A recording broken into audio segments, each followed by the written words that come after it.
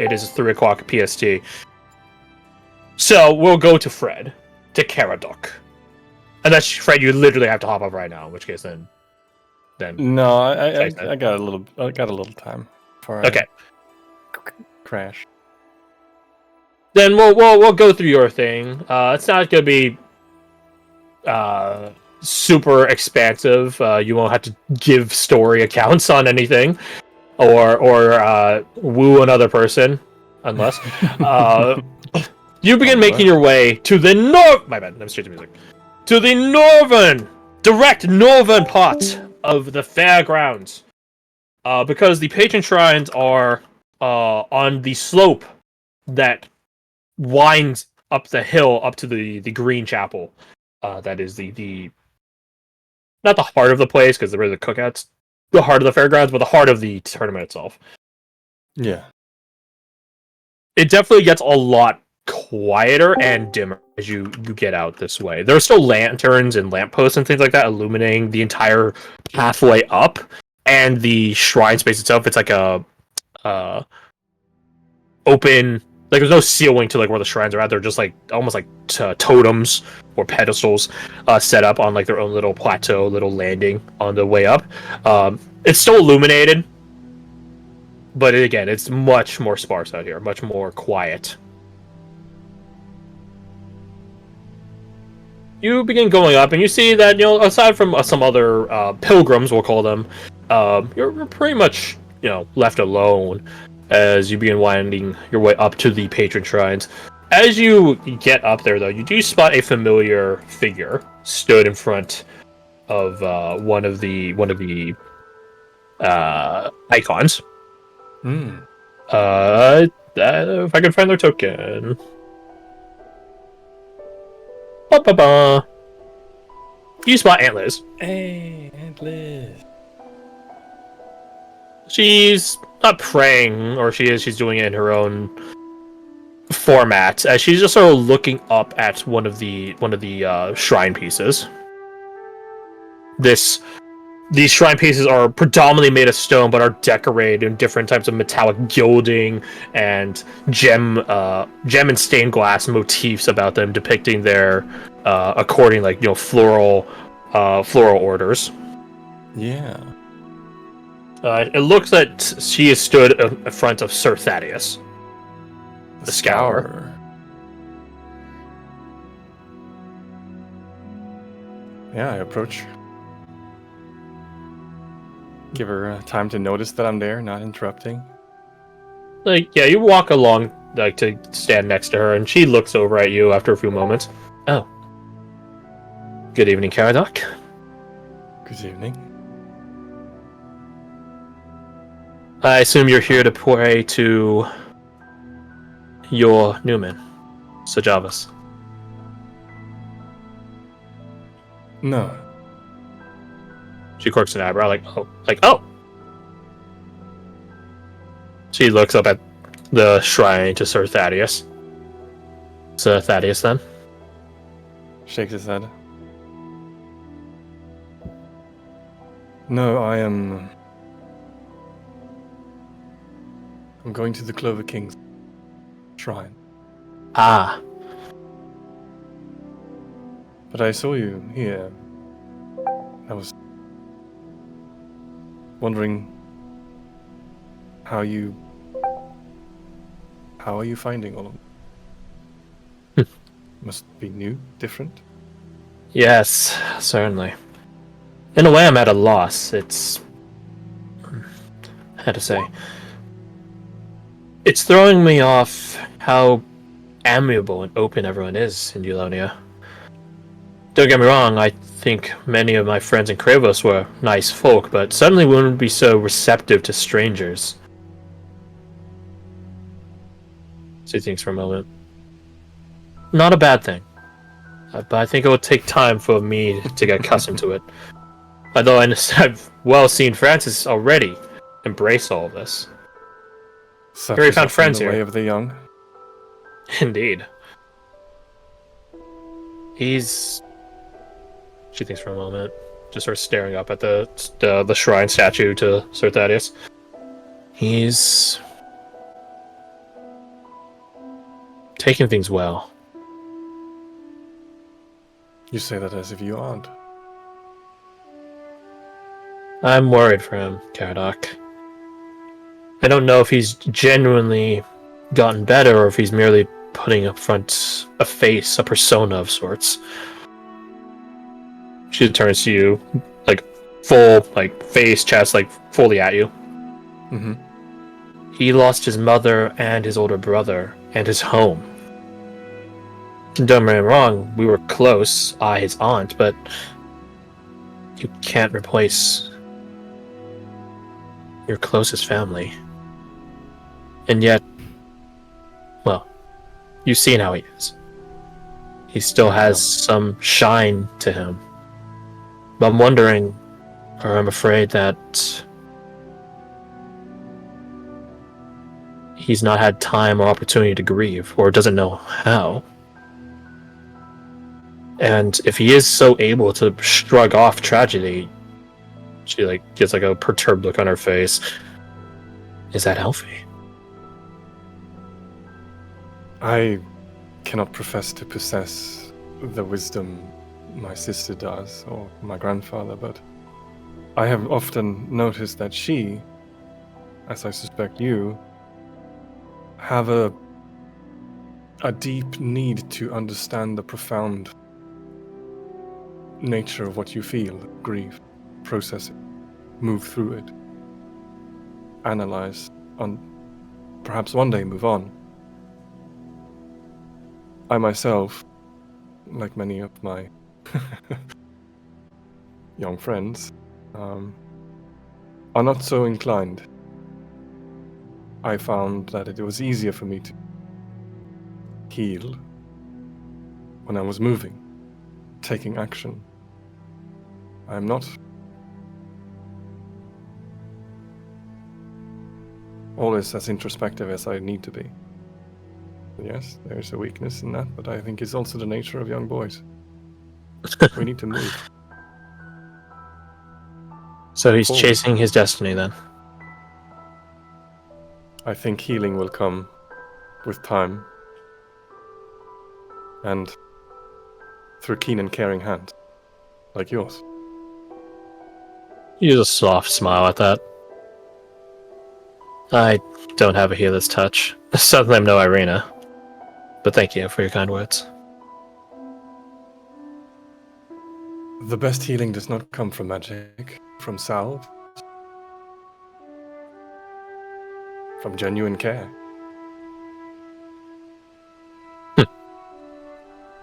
Well, then perhaps one day I'll tell all of you to sit your asses down somewhere and relax for a moment instead of abounding to the next task. You would be more than justified, and you say the command. I will heed it, or at least I will try. Not yet. You all had great reason to come out here. For Eva's sake of no one else's. Speaking of family, I'm actually surprised I haven't seen mine here. She begins like looking down the hill at the pleasant, calming glow that is the fairground itself. Your family is well received in Casa Rosa. Yeah. Is there a chance that perhaps they're here with a noble house? Segregated away? That is possible. Or perhaps there are Certainly things in your home front that you should contend with. Yes, I probably should.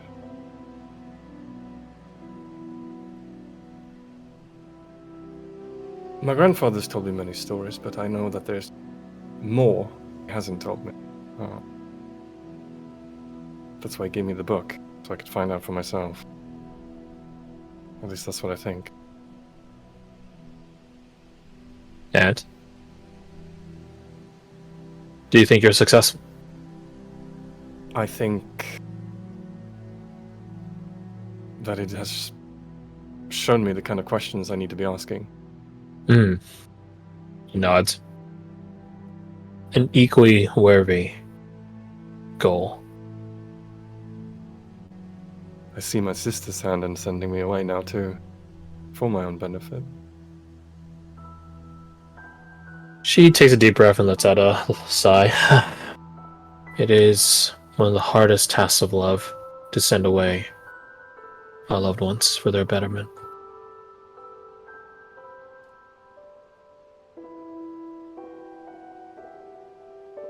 He slowly nods.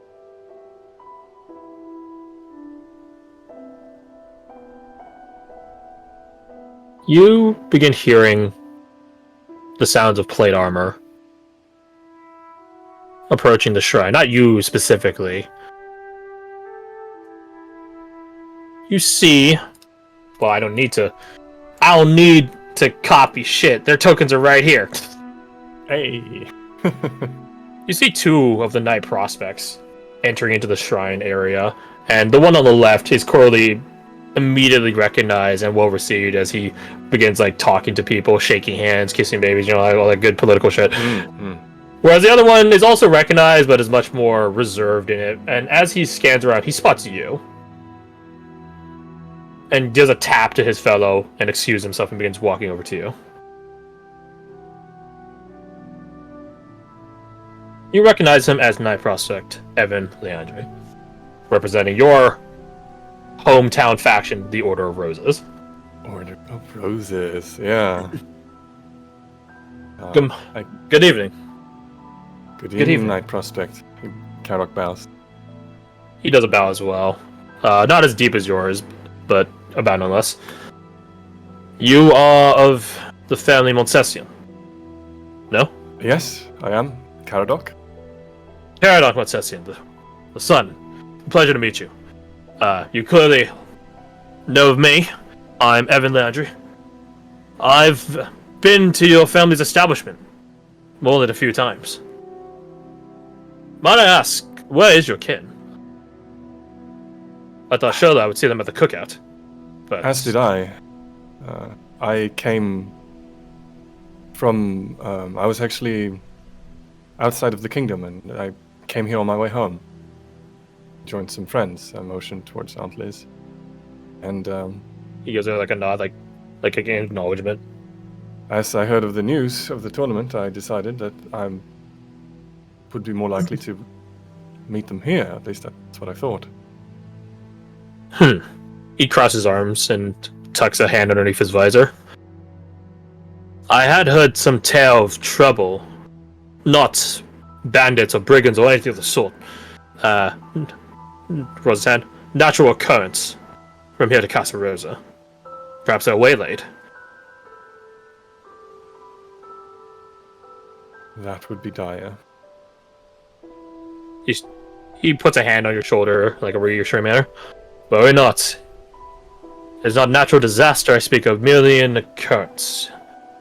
It is not striking Casa Rosa itself, just the roads. The earth is not swallowing them, nor the skies raining down upon them and lightning. They will be here, my friend. They will be here.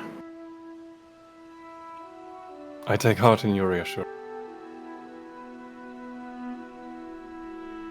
You see the other knight prospects, having finished conversing with the small crew of people that went up to him, approach you and Aunt Liz. Good evening. Evan? Good evening. This is Caradoc Montessien, a very, very known family in Casa Rosa. Ah, I see. And this is... Apologies, ma'am, I did not get your... Lisa Belden. I'm a free member. Ah, well, Miss Lisa, we'd off bid you welcome to Eulonia, if such welcomes weren't already offered. They have, but thank you nonetheless. Farron turns to his compatriot. Is there something of concern here, Evan? No, not as such. Merely wondering where Mr. Caradoc's family is. I was expecting them here. Ah. As was I. Well, would you mayhaps know where about they be? I could send a runner. A scout. I would estimate that they'd be on the road coming here. Hailing from Casa Rosa. Somewhere along that stretch. Ah, I see. Well, with thine permission, Mr. Caradoc, I could send a team of runners. They will have my gratitude. He smiles brightly. Excellent. Evan, he pats Evan on the back. You hear the hand rattling against the breastplate. I'll catch you at the base of the hill in short time. Aye, Farron, aye. And thank you. Speak nothing of it. Be right back. He excused himself. Sure. As Farron leaves, Evan turns back to you. Farron's a good sort. Put him back in the lineup. He certainly seems to be.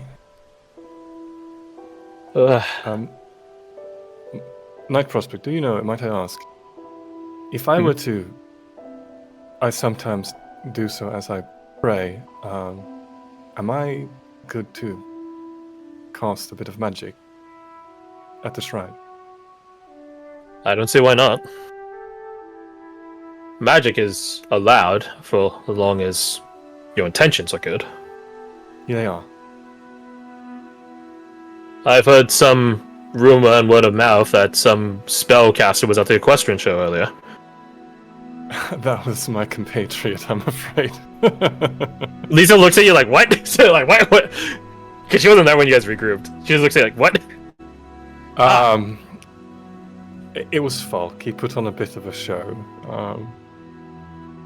How fitting for him to do it at the equestrian show. Yeah, I hope he had some restraint. Some. Ah, I see. Well, not, ma'am. If anything genuinely bad were happening, it would be quickly dealt with. But from the sounds of it, from what I heard and from what you were reporting, it was good. It was had goodwill behind it. Well intended. Yes. Then same as here. He gestures at the half circle of different shrines to all the different knights and the Clover King at the center. He gestured at it. If your heart is in the right place, you're free to do so.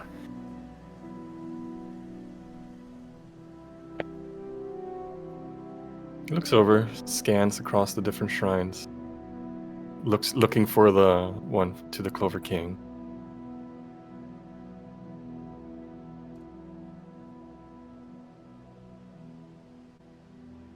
Do I spot it? Oh yeah.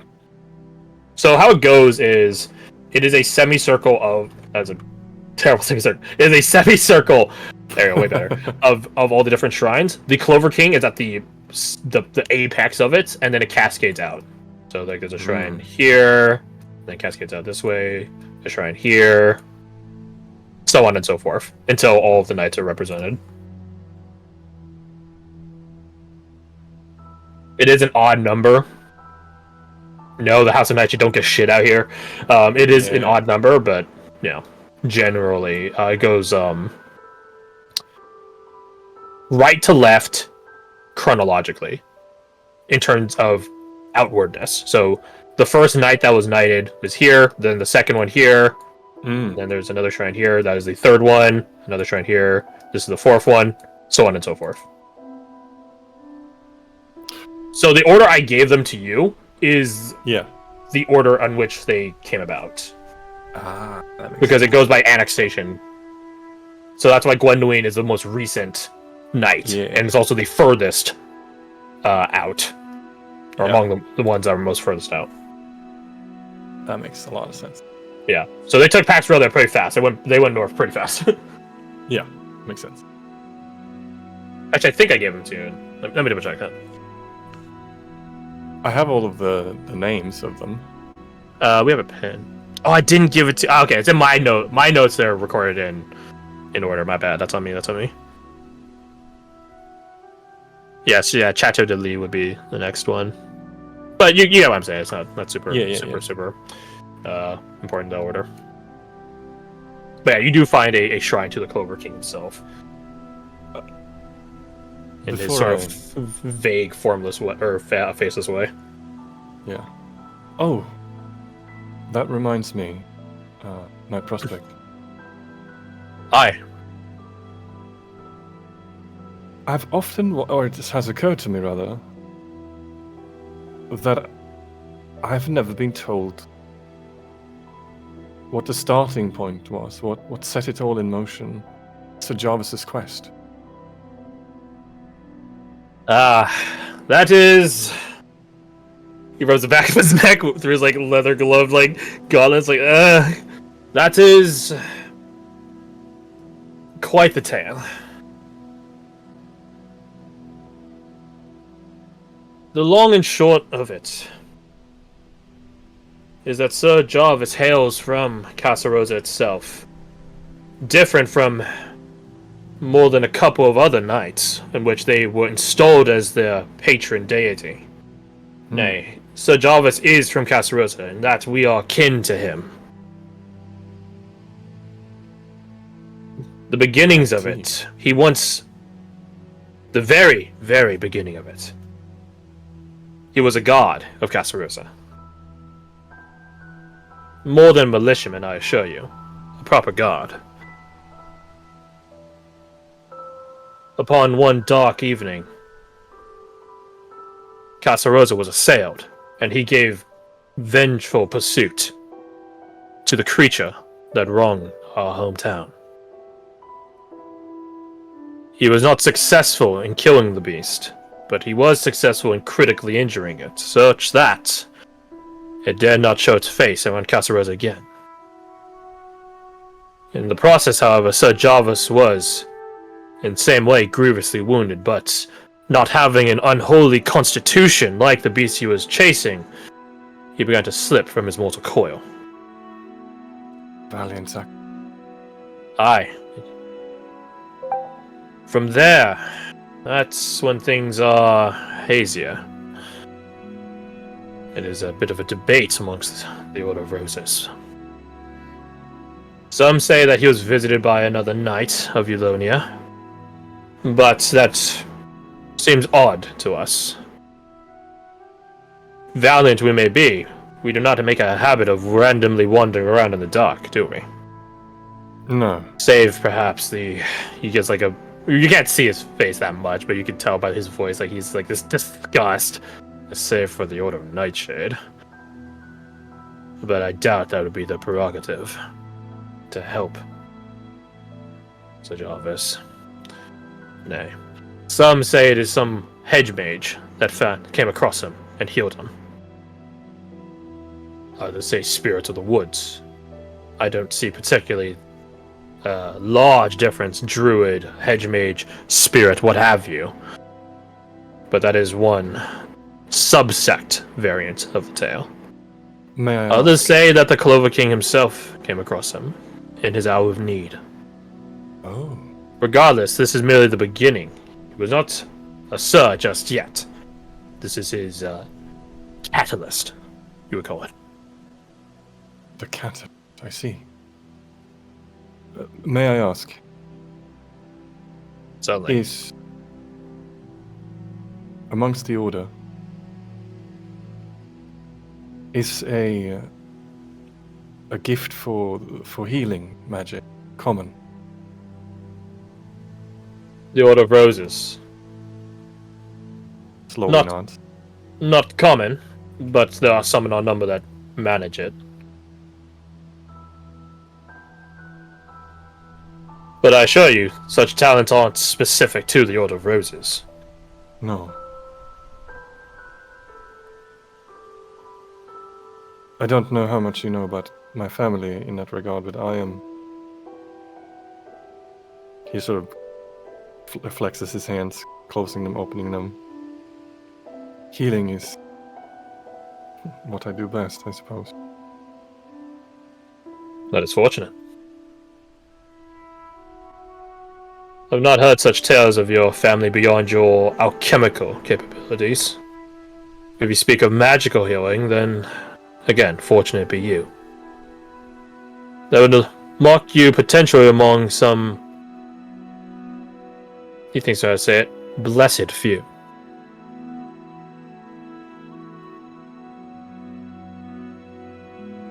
There are some amongst our orders, and of course across the common folk, that have a deeper connection to the Clover King. And they possess such healing capabilities.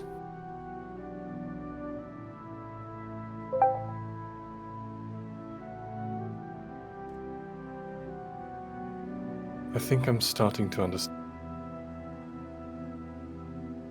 He looks over at the shrine to the Clover King. Perhaps you might reach out. Beseech our noble progenitor. But I wouldn't anticipate an answer. Not speaking ill of his divine royal majesty. He probably has a lot more important things to do than talk to me. He nods. Aye. He is everywhere in Eulalia. And suddenly, while the Vestigro tournament should be a focus of his attention, I'm sure there are many things to focus on here.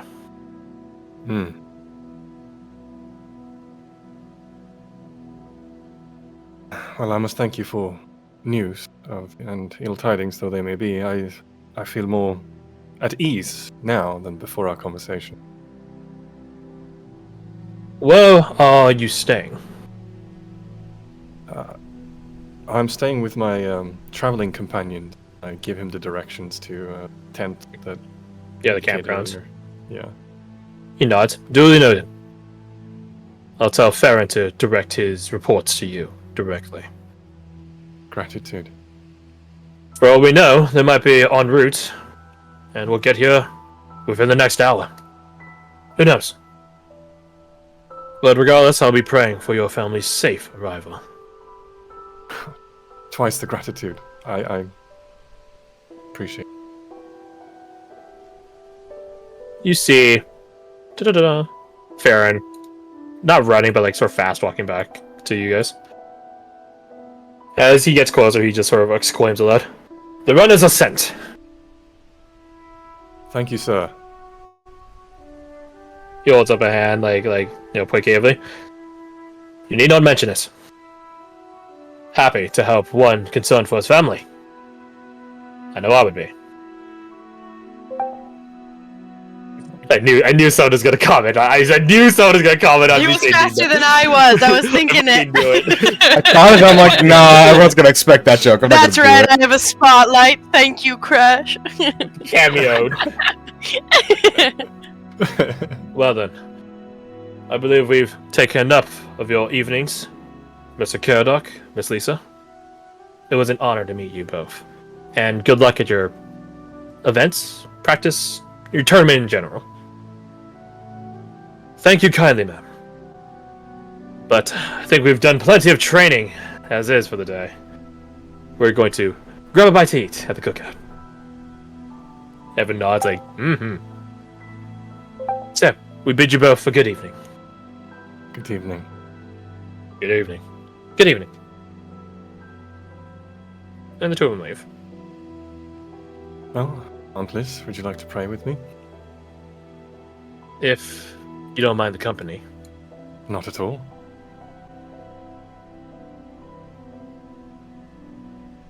You go over to the shrine, to the Clover King, and begin to pray at it.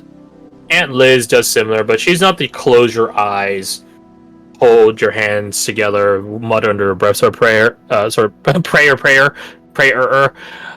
She just stares at the statue and is quite clearly having her own thoughts and contemplation on the topic, whatever the topic is that she's thinking of. As I'm praying, I tell her in advance, say, do not be alarmed. And then the first thing I would like to do is cast some spirit guardians and have those banners manifest around me. Just for a short while. Aunt Liz doesn't flinch. She's probably seen them before. Of all the shit you guys have done around here, this is not the craziest one. Yeah. No. See, that's about 10, okay. And sort of ask I'm Caradoc takes some comfort in their presence, sort of finding inspiration in them, and then letting them sort of slip and fade. And as they sort of dissipate, he hones in on his healing capabilities, his inner potential, and he's gonna concentrate on an aura vitality. Not do anything with it, but he's gonna let it surround him as he's praying.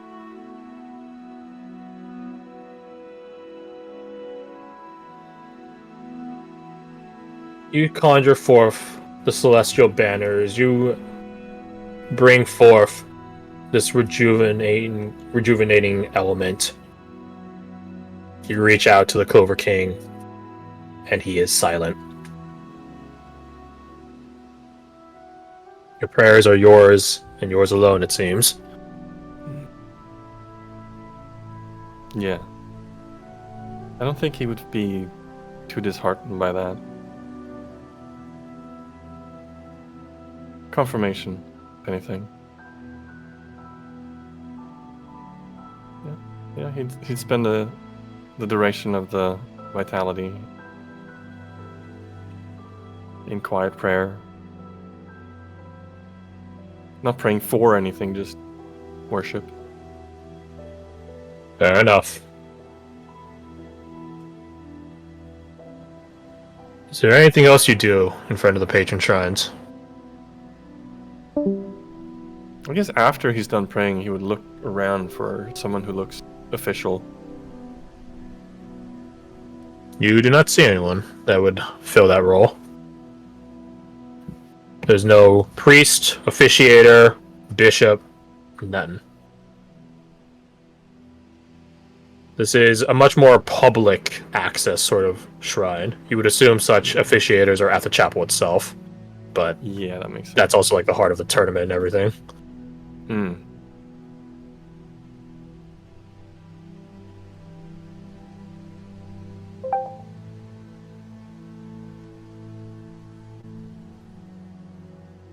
No, I think that's it actually. I think he would be taking that as a sign. He hasn't earned it yet.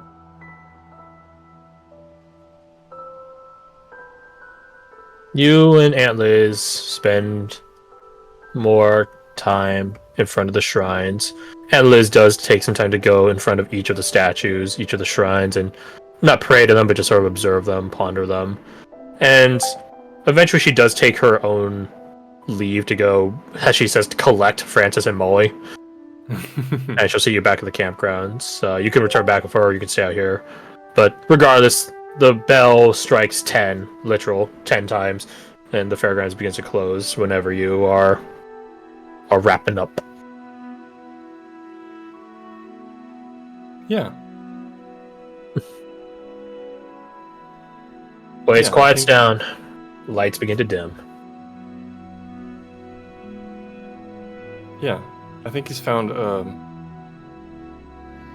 he's taking the silence as an indicator, and he's using that to strengthen his resolve in what he probably knows he should do. Remembering Sir Jarvis's words to him. He knows where he needs to grow. As he's departing, heading back to the camp, that's what it's thinking about. Roger that. And so I absolve you of needing to stay on. At this rate, we'll probably do evening stuff next session. But we're not done yet. We still have one more group to go. Oh, my bad. Oh, that may be hold on. Actually, hold on. Okay, yeah, so anyways, we have one more group to go to. Oh, yeah! Who? Yeah, we have to keep this music, too. Arnie! It's just him drinking alone in a bar. Oh, God. Oh, Oh, no. And then it plays, like, Mad World as everyone, like, fast forward. No, you can have a good time. Oh, He's no. just chilling there for, like, straight up, like, 4 hours. He's got his own fucking depression edit. Yeah. Aw. I miss We need to get this man a friend. Oh. me. I'm the friend. Be a better friend. Why is he alone? He's working on it. Do you want to go look at flowers? We go kidnap him and make him go look at flowers. So, speaking of looking at flowers, Good night, everyone. Good night. Buddy.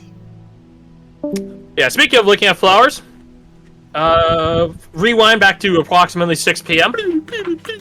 You guys are Dahlia and Falk, accompanied by Irina. You guys are en route to the flower pavilion, the flower gardens, which are in the northwestern part of the fairgrounds. To Dahlia, this is pretty close to the same route you took to the art area, the art auction and art show, because the flower gardens are like next to it; they're adjacent to it.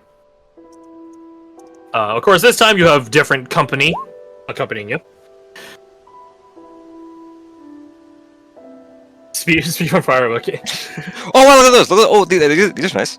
Nah, we can go over.